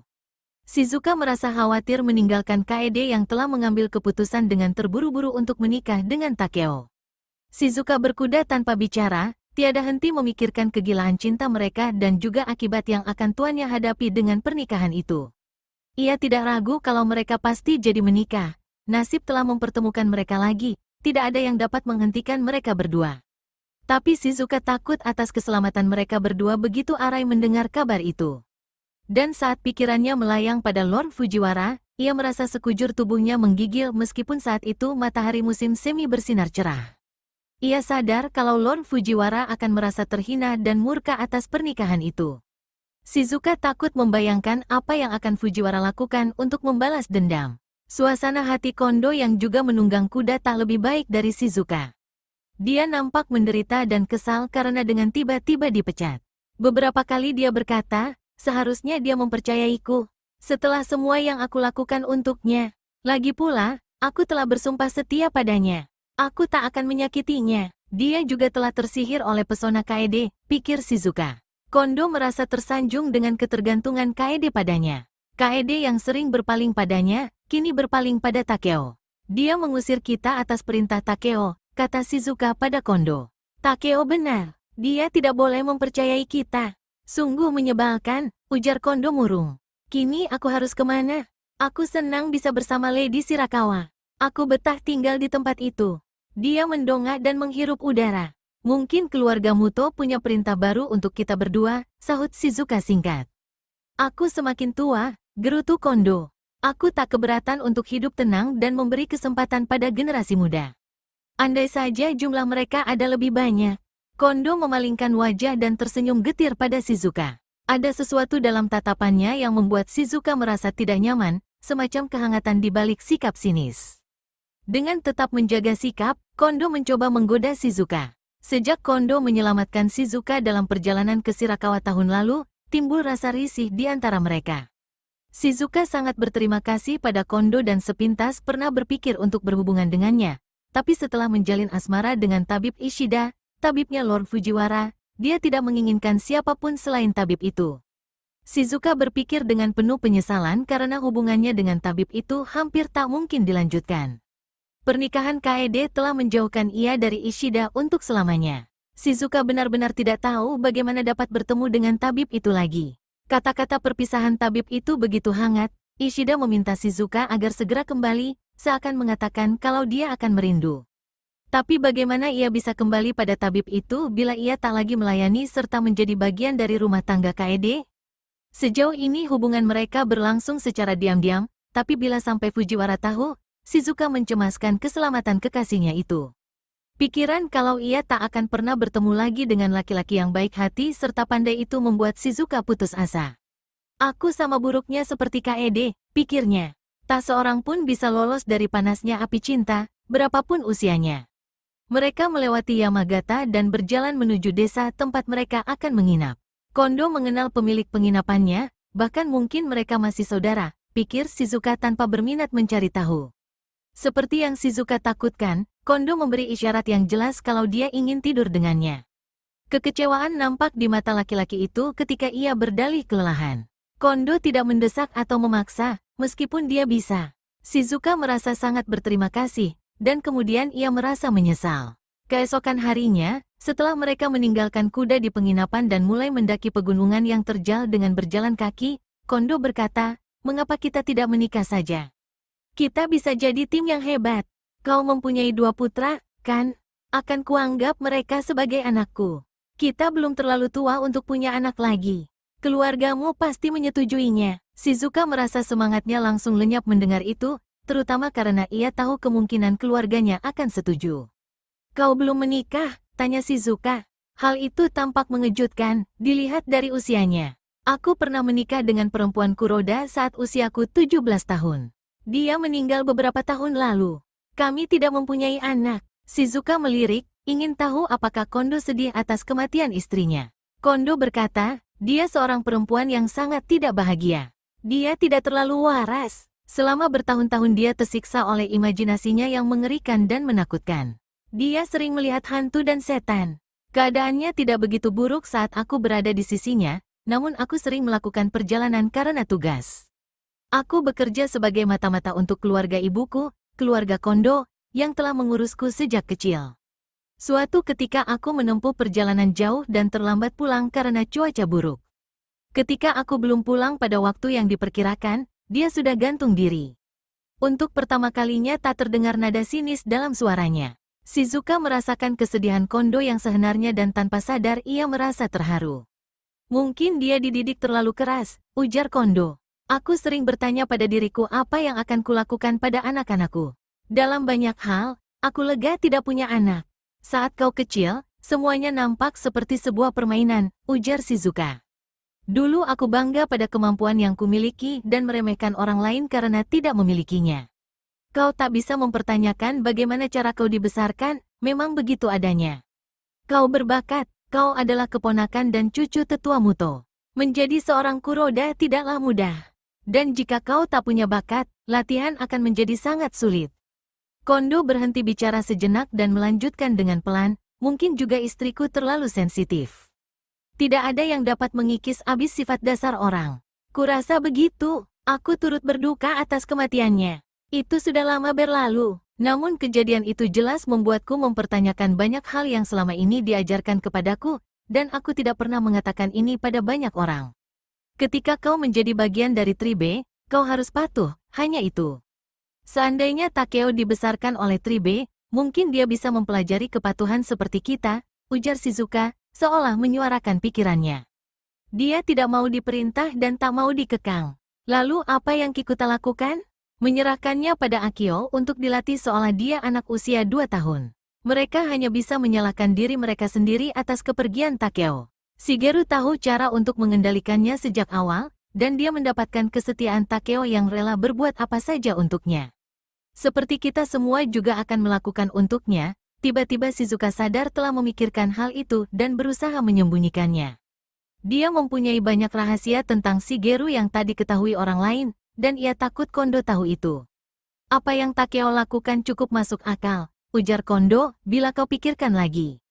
Kau terkesan padanya, Kondo? Kukira tidak ada yang bisa membuatmu terkesan. Semua orang mengagumi keberanian," sahut Kondo. "Dan, seperti Takeo, dalam diriku juga mengalir darah Tribe maupun darah ksatria. Aku dibesarkan oleh Tribe hingga usiaku 12 tahun dan kemudian aku menjalani 2 peran.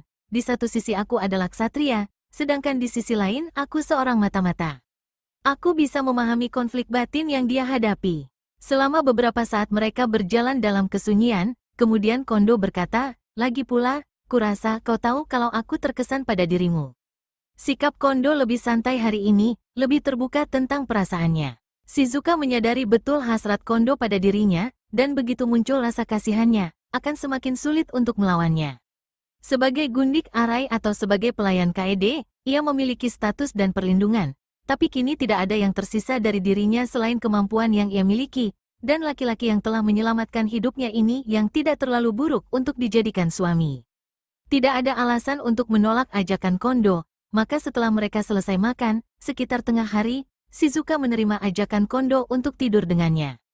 Aroma pucuk daun cemara dan pohon cedar mengelilingi mereka berdua, sinar mentari yang hangat juga angin sepoi-sepoi yang bertiup lembut. Di kejauhan, gemuruh air terjun membisu. Semuanya berbicara tentang hidup baru dan musim semi. Shizuka berpikir, jika memang ini yang harus kulakukan, maka aku akan melakukan yang terbaik. Kemudian Shizuka berpikir, apa yang terjadi padaku? Apakah aku tiba-tiba menjadi tua? Setahun lalu aku tak akan peduli pada orang seperti Kondo, namun setahun lalu aku juga masih merasa menjadi milik Arai. Dan sejak itu sudah banyak hal yang terjadi, begitu banyak intrik, begitu banyak kematian, kehilangan Shigeru dan Lady Maruyama, selalu berpura-pura tak peduli, hampir tak bisa menangis, bahkan ketika ayah dari anak-anakku mencoba membunuhku, juga bahkan di saat aku pikir Kaede akan mati. Itu bukan pertama kalinya ia muak dengan kepura-puraan dan kekejaman yang terus terjadi.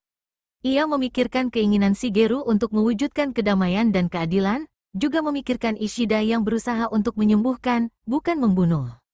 Ia merasa hatinya begitu perih. Aku sudah tua, pikirnya. Tahun depan aku berumur 30 tahun. Air mata mengambang di pelupuk matanya dan sadar kalau ia sudah hampir menangis. Wajahnya berlinang air mata, dan Kondo yang salah mengartikannya, malah memeluknya lebih erat lagi. Air mata Shizuka membasahi dada Kondo, membentuk genangan kecil di atas tato berwarna merah terang dan coklat tua di tubuh Kondo. Setelah beberapa lama, Shizuka berdiri dan berjalan ke air terjun.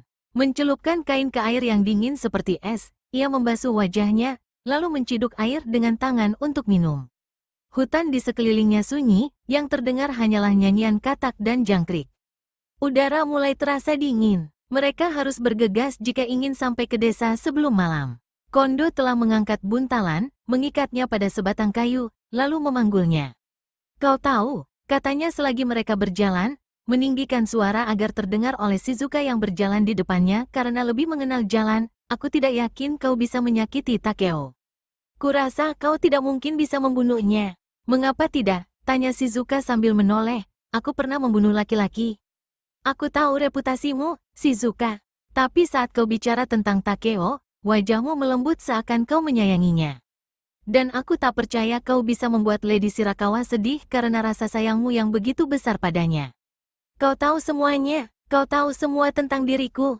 Kau yakin kau bukan jelmaan roh rubah? Shizuka bertanya-tanya apakah Kondo mengetahui hubungan dirinya dengan Ishida dan berdoa semoga dia tidak membicarakannya. Darah Tribe juga mengalir dalam nadiku, balasnya. Jika aku jauh dari Takeo, pikiranku tidak terpecah, ujar Shizuka. Hal yang sama juga berlaku untukmu. Selama beberapa saat berjalan dalam keheningan, tiba-tiba dia bicara. Sepertinya aku memang sayang padanya. Tapi orang mengatakan kalau kau kejam. Nada suara Kondo kembali sinis. Aku masih tersentuh oleh penderitaan seseorang. Bukan pada orang yang menderita karena kebodohannya, tapi pada penderitaan yang diakibatkan oleh takdir. Lerengnya curam dan Shizuka merasakan napasnya terengah-engah. Ia tidak bicara sampai lerengnya melandai lagi, namun ia memikirkan tentang untaian nasib yang telah mengikat hidupnya dengan Takeo dan Kaede, dan dengan takdir Otori. Jalannya cukup lebar untuk dilewati dua orang, dan Kondo menyusul berjalan di sampingnya. Takeo besar dalam lingkungan kaum Hiden, lalu Shigeru mengangkat dia sebagai anak sehingga tuntutan dari Tribe nampaknya menjadi unsur-unsur yang tidak mungkin didamaikan, Shizuka akhirnya berkata. Semua itu justru membuat jiwanya terkoyak. Dan pernikahannya ini akan menimbulkan lebih banyak lagi permusuhan. Kurasa dia tidak akan berumur panjang. Cepat atau lambat seseorang akan berhasil menangkapnya. Kau tak akan pernah tahu, sahut Shizuka, berpura-pura santai padahal sebenarnya tidak. Sepertinya tidak mungkin bagiku, atau orang lain, bisa membunuhnya karena kita tak akan pernah bisa mendekatinya. 2 kali percobaan pembunuhan menghalanginya dalam perjalanan ke Terayama, ujar Kondo. Keduanya gagal dan sudah 3 orang mati. Kau tak pernah mengatakan itu padaku. Kurasa aku tidak ingin Lady Shirakawa gelisah dan sakit. Namun bersama setiap kematian, kemarahan pada Takeo semakin kuat. Bukan begitu cara yang ingin aku jalani. Tidak, pikir Shizuka, tidak seorang pun hidup seperti itu. Kita ingin hidup tanpa intrik dan kecurigaan. Kita ingin tidur nyenyak di malam hari, tanpa harus mendengarkan setiap suara dan bunyi yang mencurigakan, takut pada belati yang muncul dari bawah lantai, racun di makanan, pemanah yang tak terlihat di hutan. Setidaknya selama beberapa minggu aku bisa merasa aman di desaku. Mentari mulai terbenam, memancarkan sinarnya yang indah di antara pepohonan cedar dan mengubah batang pohonnya menjadi hitam. Pancaran sinarnya tumpah ruah memenuhi hutan. Selama beberapa saat, Shizuka sadar kalau ada orang yang sedang mengikuti mereka. Itu pasti anakku, pikirnya, dan terlintas kenangan bagaimana ia mengasah kemampuannya di daerah ini saat masih kecil. Ia mengenal setiap bebatuan, setiap pohon, setiap jengkal tanah. Zenko, Taku, serunya, kalian, kah? Hanya suara cekikikan tertahan yang menjadi jawabnya. Ia seperti mendengar langkah kaki di atas bebatuan di kejauhan.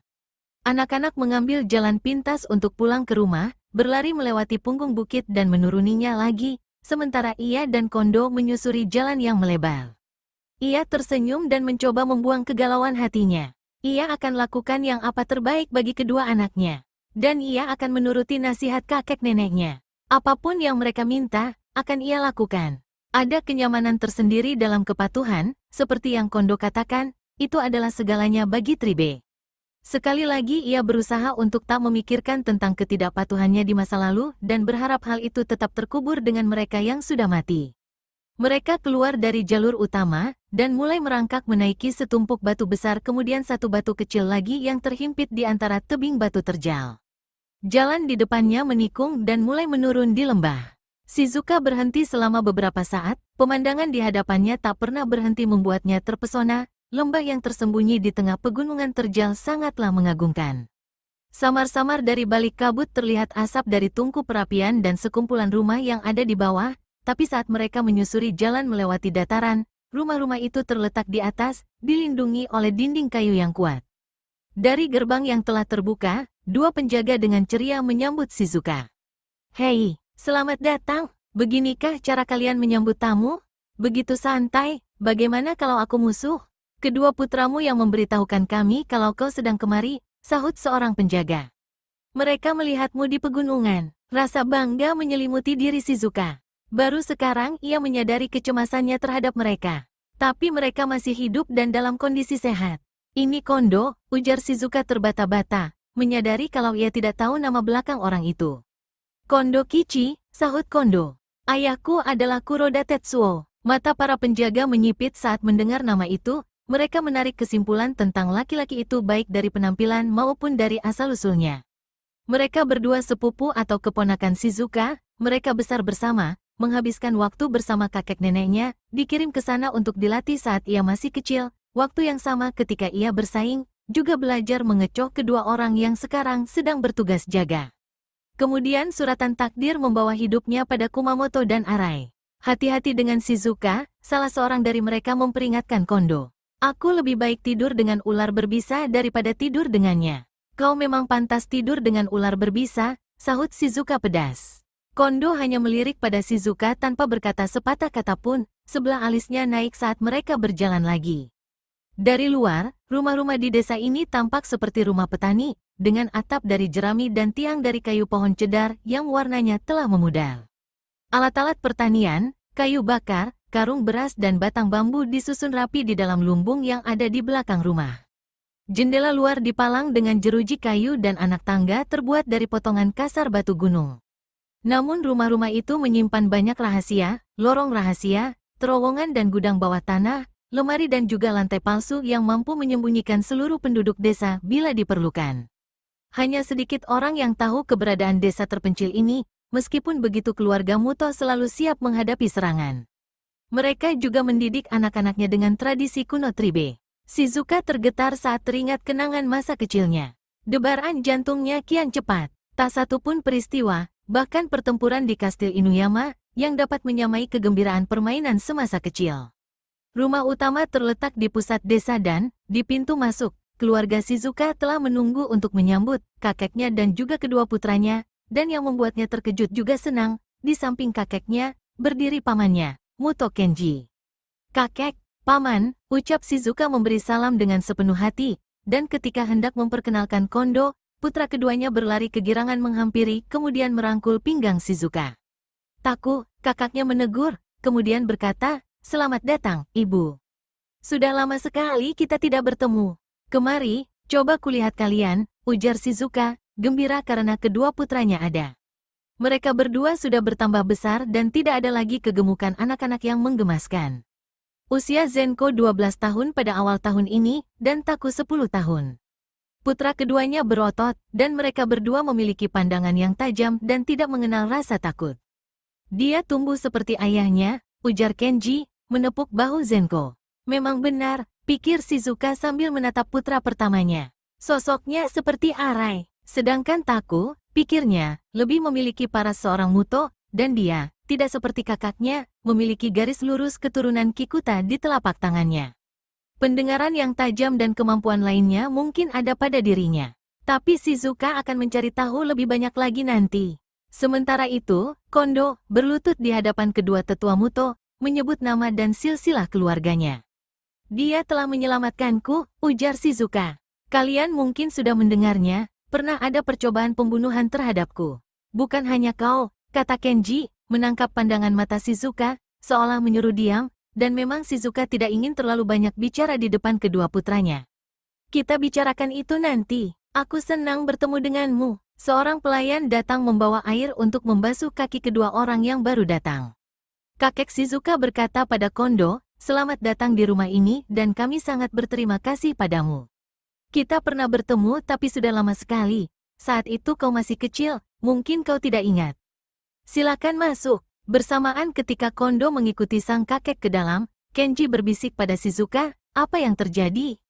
Mengapa kau ke sini? Apakah Lady Shirakawa baik-baik saja?"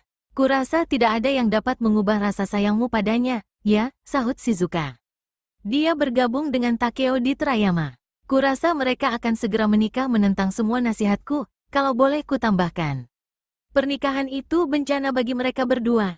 Kenji menghela napas pelan. Shizuka seperti melihat senyum tipis di wajah pamannya itu. "Mungkin sebuah bencana," ujarnya, "tapi bencana yang ditentukan oleh takdir." Mereka masuk ke dalam rumah. Taku berlari lebih dulu untuk memberitahu nenek buyutnya agar membawa sake, sedangkan Zenko berjalan dengan tenang di samping Kondo. "Terima kasih telah menyelamatkan ibuku, Tuan," ujar Zenko dengan sopan. "Aku berhutang nyawa kepadamu. Kuharap kita bisa lebih saling mengenal dan berteman," sahut Kondo. "Kau senang berburu? Mungkin kau bisa mengajakku berburu. Sudah lama aku belum makan daging."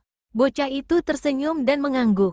"Kadang kami menggunakan perangkap, dan di akhir tahun, kami menggunakan burung elang. Kuharap Anda masih ada di sini hingga akhir tahun." "Dia sudah dewasa," pikir Shizuka. "Andai aku dapat bersama mereka untuk selamanya." Nenek Shizuka datang membawa sake. Shizuka mengambil sake darinya dan menyajikannya untuk para laki-laki. Kemudian dia pergi bersama neneknya ke dapur, menghela napas dalam-dalam, menikmati semua aroma yang akrab dengannya. Para pelayan, sepupu-sepupunya, menyambut dengan riang. Shizuka hendak membantu, tapi mereka tidak mengizinkan. Besok saja," ujar neneknya. "Malam ini kau adalah tamu kehormatan kami." Shizuka duduk di tepi anak tangga kayu yang menghubungkan dapur berlantaikan tanah dengan ruang utama rumah. Samar-samar ia mendengar para laki-laki sedang bercakap-cakap, dan suara nyaring anak-anaknya. Suara Zenko sudah mulai terdengar pecah. "Ayo kita minum bersama," ujar neneknya sambil tertawa kecil. "Kami tidak menyangka kau akan datang, tapi kami gembira kalian datang." "Dia sangat cantik, kan?" seru nenek pada pelayan yang langsung mengangguk setuju. "Shizuka kini lebih cantik," ujar Kana, "dia lebih pantas jadi kakak daripada menjadi ibu dari anak-anaknya." Dan seperti biasa dia menggandeng laki-laki tampan, Miyabi tertawa. "Benarkah dia telah menyelamatkanmu? Kejadian itu sepertinya tidak bisa dipercaya." Shizuka tersenyum dan meminum sake dalam satu tegukan, merasa bahagia karena berada di rumah, memperhatikan dialek kerabat-kerabatnya saat mereka memaksanya untuk mengatakan gosip dan kabar. "Orang-orang mengatakan Lady Shirakawa adalah perempuan tercantik di seluruh 3 negara," ujar Kana. "Benarkah?" Shizuka meneguk sake lagi, merasakan hangatnya menyentuh perutnya lalu menyebar ke sekujur tubuhnya. "Kalian tidak dapat membayangkan kecantikannya," sahut Shizuka. Kalian mengatakan aku cantik. Nah, laki-laki melihatku langsung ingin tidur denganku. Sedangkan bila mereka melihat Shirakawa Kaede, mereka akan langsung patah hati. Mereka tak mampu menerima kenyataan kalau ternyata ada perempuan secantik itu dan mereka tak akan pernah bisa memilikinya. Aku katakan pada kalian, aku lebih bangga pada kecantikannya dibanding kecantikanku sendiri. Kabarnya Kaede membuat semua orang terpesona, ujar Miyabi, dan siapapun yang menginginkannya akan mati. Dia telah membuat paman kalian terpesona, ujar sang nenek. Kalian harus dengar apa yang paman kalian katakan tentang Kaede. Mengapa kau meninggalkan dia? Tanya Kana yang dengan cekatan memasukkan sayuran yang diiris tipis ke dalam panci. Dia terpesona oleh cinta. Kaede bergabung dengan Otori Takeo, bocah Kikuta yang menimbulkan banyak masalah. Mereka memutuskan untuk menikah. Dia menyuruh aku dan Kondo pergi karena Kikuta mengeluarkan maklumat untuk menentangnya. Kana menjerit saat jarinya tanpa sengaja menyentuh panci yang panas. Ah, sayang sekali, Miyabi menghela napas. Berarti mereka berdua akan hancur. Apa yang bisa kau harapkan? Shizuka menjawab dengan nada pedas. Kalian tahu hukuman bagi orang yang tidak patuh. Shizuka merasakan sudut matanya hangat oleh air mata, seakan tidak lama lagi air matanya akan berlinang. Sudah, kata neneknya. Dia nampak lebih lembut dari yang Shizuka ingat. Kau telah menempuh perjalanan jauh. Kau pasti lelah, makanlah agar tenagamu pulih. Kenji pasti ingin bicara denganmu malam ini. Kana menyendok nasi dari panci ke mangkuk dan menumpuk sayuran di atasnya. Sayurannya terdiri dari sayuran musim semi yang dipetik di gunung, rumput berdaun besar dan lebar, akar pakis, dan juga jamur. Shizuka makan di tempat ia duduk, di atas anak tangga, seperti yang sering ia lakukan semasa kecil. Miyabi bertanya dengan riang, aku harus menyiapkan alas tidur, tapi di mana tamu itu akan tidur? Dia bisa tidur dengan para laki-laki, sahut Shizuka dengan mulut yang penuh nasi. Aku akan berbincang sampai larut malam dengan pamanku. Jika ia dan Kondo tidur bersama di rumah ini, sama artinya dengan mengumumkan pernikahan mereka. Shizuka belum yakin, ia tak akan melakukan apapun tanpa meminta saran dari Kenji. Nenek menepuk bahunya, sinar matanya ceria dan bahagia, dan menuangkan sake lagi untuk mereka berdua. Ketika makanan telah masak, dan para gadis harus membawa nampan makanan untuk disajikan bagi para laki-laki, nenek bangkit dari duduknya. Ikutlah bersamaku, aku hendak ke kuil. Aku akan menaruh sesaji untuk berterima kasih karena kau pulang dengan selamat. Nenek mengambil nasi, membungkusnya dengan kain serta tabung kecil sake. Di samping Shizuka, tubuh perempuan tua itu tampak seperti menciut dan jalannya pun lambat, berterima kasih karena dituntun oleh Shizuka. Malam tiba, sebagian besar orang sudah masuk ke dalam rumah, makan atau bersiap-siap tidur. Seekor anjing menyalak di salah satu pintu rumah dan melompat ke arah mereka, tapi kemudian dipanggil oleh seorang perempuan yang memberi salam kepada mereka. Di hutan kecil yang mengelilingi kuil terdengar burung hantu saling memanggil dan telinga tajam Shizuka menangkap decitan tinggi kelelawar. Kau bisa mendengarnya? Tanya neneknya, memandang tajam pada kelelawar yang berlalu dengan cepat. Aku hampir tak bisa melihat mereka lagi. Itulah kekuatan Kikuta yang ada dalam dirimu. Pendengaranku tidak istimewa, ujar Shizuka. Meskipun aku sangat menginginkannya. Sungai mengalir melintasi hutan kecil dan kunang-kunang memancarkan sinarnya di sepanjang tepi sungai. Pintu kuil tampak di depan mereka, memancarkan warna merah cerah yang diterangi samarnya cahaya obor. Mereka lewat di bawahnya dan membasuh tangan serta berkumur di air mancur. Wadah airnya terbuat dari batu yang berwarna biru kehitaman, dan patung naga yang terbuat dari besi berjaga-jaga di atasnya. Sumber air dari pegunungan terasa begitu murni dan sedingin es. Obor menyala di depan kuil yang tampak terbengkalai. Perempuan tua itu meletakkan sesajian di atas alas kayu di depan patung Hachiman, dewa perang. Dia membungkuk memberi hormat 2 kali, menepukkan tangan sebanyak 3 kali, dan mengulang ritual ini sebanyak 3 kali. Shizuka melakukan hal yang sama dan kemudian berdoa memohon perlindungan dewa, bukan hanya untuk dirinya dan keluarganya, tapi juga untuk Kaede dan Takeo. Ia hampir merasa malu dan senang karena tak seorang pun kecuali sang dewa yang bisa membaca pikirannya. Neneknya berdiri sambil menatap ke atas. Wajahnya tampak sama tuanya dengan patung itu dan penuh dengan kekuatan suci dan misterius. Shizuka merasakan kekuatan serta ketabahan neneknya dan terharu atas cinta dan penghormatan pada dirinya. Ia senang pulang ke rumah. Orang tua memiliki kearifan dari generasinya, mungkin sebagian kearifan itu akan dialihkan padanya.